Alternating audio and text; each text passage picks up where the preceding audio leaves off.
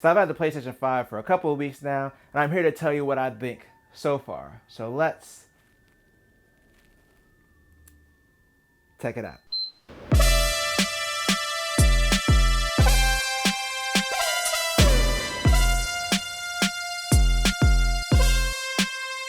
Alright, so I'm here today to talk all about the PlayStation 5 and what I think of it so far. And immediately the thing that's going to stick out the most to most people, especially if you're coming from the PS4, especially a base model, is just how fast this storage actually is.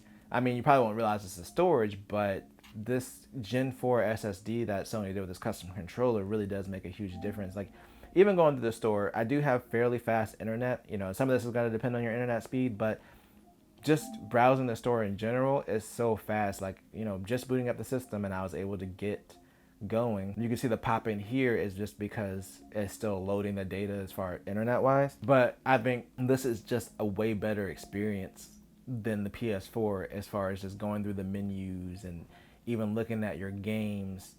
It's just super fast and it's just easy to move around and do different things, like even going like, you know, your collection, basically all of your games versus games that you just have installed.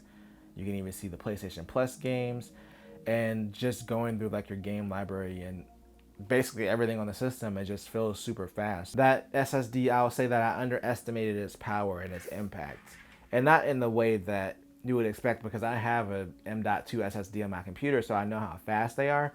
But when you build a whole UI around it, because Windows is still not built around, you know, an SSD like this is, but when you build your UI and games to take advantage of it, it really does make a huge difference and it makes it feel way better. The unfortunate thing is this is a really expensive hard drive. Like if you go out and buy a hard drive this fast, that's going to be over $200 for like a 1 terabyte. And this system is 825 gigs advertised, which means you're getting less than that. So if you look at it right here, out of the box, it's 667.2 gigs available.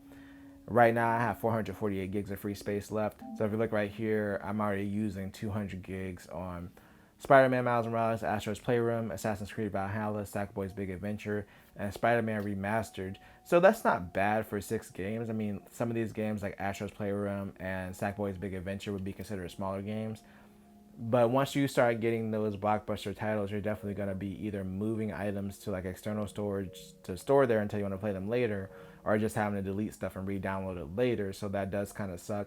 Right now, Sony has not unlocked the ability to upgrade the storage. It does have an extra slot to put in an M.2 SSD that's supposed to be coming this summer, but the drive has to be as fast or faster than the internal storage, and Sony is supposed to put out a list of compatible drives with the PS5.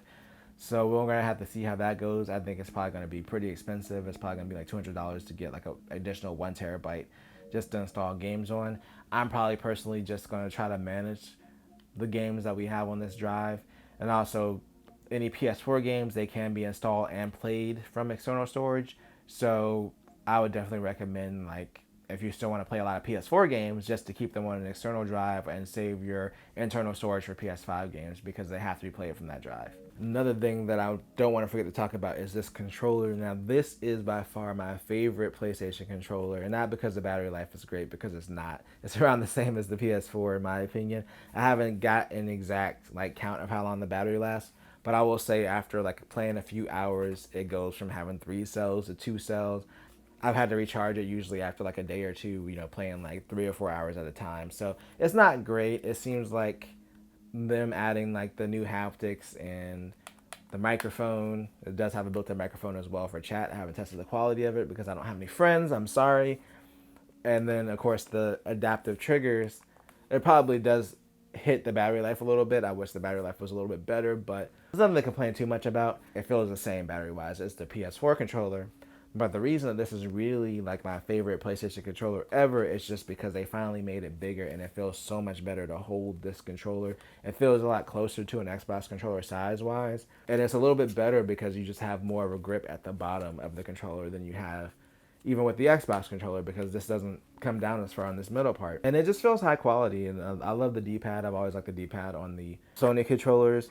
And then, of course, the triggers actually pull back really far, and the adaptive trigger part of it, where they can change like you know, the sensitivity and kind of make it context sensitive depending on what you're doing in the game is amazing. Like Astro's Playroom was a really cool experience. I don't think it was like a mind-blowing experience for me because I heard so much about it before I actually played it. But yeah, it was cool. It's like a cool tech demo of what they're able to do with the controller. The feel of the controller and that is bigger, it's a lot more comfortable. I like the way that it curves into your hands. Like it really hits your hands at just the right spot where it's really comfortable. So just from a comfort standpoint alone, this is my favorite PlayStation controller. The other thing that's more convenient about this system is just how fast it can load into games. Like if I pop back into Spider-Man Remastered, it's pretty much ready to go. I can go ahead and load my save game back up and continue, and then bam, we're right back in the game. This game I've pretty much been playing in performance mode. I started off in the visual mode just because I like the ray tracing, but after getting that 60 and that smooth, consistent 60 frames, like it's really not comparable. Now this game does use the adaptive triggers a little bit. You get a little bit of resistance, especially if you're swinging. You can kind of feel it versus like when the controller's like on the menu or something like that. This doesn't really go crazy with it, but it does feel good. Like it makes it feel a little bit better when you're just swinging around. Now Astro's Playroom is where you're going to see the biggest difference. Speaking of Astro's Playroom, just to show you how fast this is, I'm going to pop back to the home screen, switch over to Astro's Playroom, and I haven't played this game since I beat it, which was like a week ago, and let's see how long it takes to load in. So that was, I don't know, what was it, like 10 seconds? We're already back on the home screen, and I can hit continue, and we're already back in the game. Like it's really crazy. Like this SSD is the one thing that caught me off guard, and it actually makes it more convenient to play than just loading up games on my PC, just because overall how fast the experience is. Of course, I've only been playing this with PS5 games. I haven't tried Assassin's Creed Valhalla yet. I have played Sackboy's Big Adventure because I was a huge fan of Little Big Planet. So that was a must-have game for me. The experience of playing games up here, just with how snappy the system is, and just getting a more consistent frame rate has just been amazing. It's not gonna look better than if you had a high-end PC, but there's really not that much difference visually. Like you probably not gonna sit there unless you have it side by side with a computer game. You're not gonna be like, oh, this is a compromised experience. It feels really good. Like it's really fun to play. Now there were a few quirks that I noticed. One thing I appreciated was the fact that if you had like your PS4 external drive, you can basically just plug it in and it's ready to go. It'll do like that verifying thing that happens sometimes if your PS4 doesn't shut down properly, or it's like verifying or fixing the storage or whatever. But then after that, you can pretty much just load up your PS4 games as long as you don't have the digital console and they're not disc-based games, because then you'll get a message like this: you can't play this this version of the game on this PS5, which I think is pretty funny. But one issue I did run into, like the first few times where I launched games off of the external drive, it was extremely slow to the point where I thought the drive might be frozen. I think maybe it has to cache some of the information from the drive on the system, because it technically is a different system. That could have caused the issue. Like today, going in here and just like launching games, it seems to be completely fine. Like I can go and launch Black Ops 3, and it takes its normal time to load. It loads like a PS4 game. It is a PS4 game technically. But yeah, the first few times, like I was stuck at the screen for 5 minutes, like just a splash screen. And I was like, did the game freeze? I don't know what's going on. So that's just one of the weird quirks that I noticed. Two, sometimes if you have a PS4 version of a game and a PS5 game installed, it'll get kind of confusing on the menu of which version of the game that you're on. So you can go to the game and hit the 3 dots beside it, and it'll say like PS4 Marvel Spider-Man. And that's not actually saying that the game is PS4 Marvel Spider-Man. It's just saying like if you want to go to that version of the game, you can. So I think it's a little bit confusing. And then also, if you purchase the game, it gives you the option to download both the PS4 and the PS5 version if it's like a game that's compatible with both. And I think that's just confusing. It's confusing for people. Like, of course you want the PS5 version. I don't know why it just doesn't automatically give you the PS5 version. And then in some cases, I think it was Spider-Man Miles Morales, I accidentally downloaded both versions of the game, and then I had to go and delete it.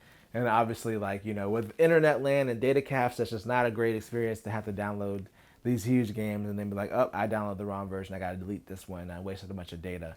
So Yeah, that's one thing that they could be better at. I don't think that they should take away the ability to download the PS4 version of the game. If it's a game that's not that graphically different from the PS5 version, I might opt to grab the PS4 version just so I can put it on the external drive and save my internal storage. So I don't think they should get rid of the option to download the PS4 version just because of the whole storage thing. That would be kind of a good thing to still have. But they could at least make it a system option so that way if you just want the PS5 version, you can just hit I only want the PS5 version. And when you go to download something, if there's a PS5 version available, it'll download it, kind of like Microsoft does with the Xbox Smart Delivery thing. Sony should have had something in place for this, but they didn't. Another thing I don't like that I find weird is to turn off the system instead of holding the PlayStation button like you're used to. Like if you hold it, it just doesn't do anything. You have to tap it, which brings up the small menu at the bottom, and then you go down and go to power and then enter rest mode or turn off the system. Like, I don't know why they changed that. It's so weird, and I still find myself holding the button to try to turn off the system. Obviously, that's going to be fixable with the firmware update, hopefully, but I don't know why they made the decision to change that. It just seems weird. I do like the little quick menu that you get from hitting the PlayStation button and the fact that it shows like your, trophies and all that stuff. But yeah, I think there should be a quick way to just turn the system off. This is kind of the price you pay for being an early adopter on any system. Another thing I'll note is the stand sucks in horizontal mode. Like if you tap the system even a little bit, it just slides off and then you gotta like wrestle with it to get it back on. So the whole horizontal stand really sucks. I'm sure vertical is fine because it screws in, so it's not gonna be as much of an issue with it becoming dislodged. I don't feel like it was as well thought out as like a horizontal stand, but the system is so tall, like I don't think a lot of people will have room to set it up vertically unless you have enough space to put it beside your TV, which we don't.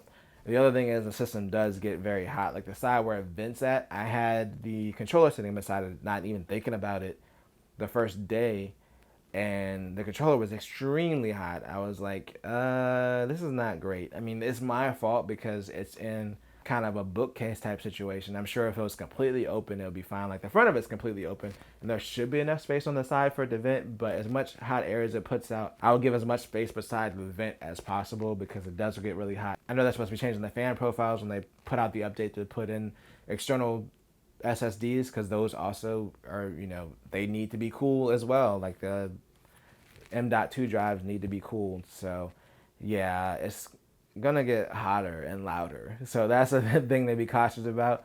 It's a big system. You just want to make sure that you have a place for it that's gonna have open airflow. That's pretty much it so far. So yeah, if you happen to get your hands on one, it's a great experience. Even if you're just playing like PS4 games or, technically up-res PS4 games, those are what a lot of the PS5 games are right now.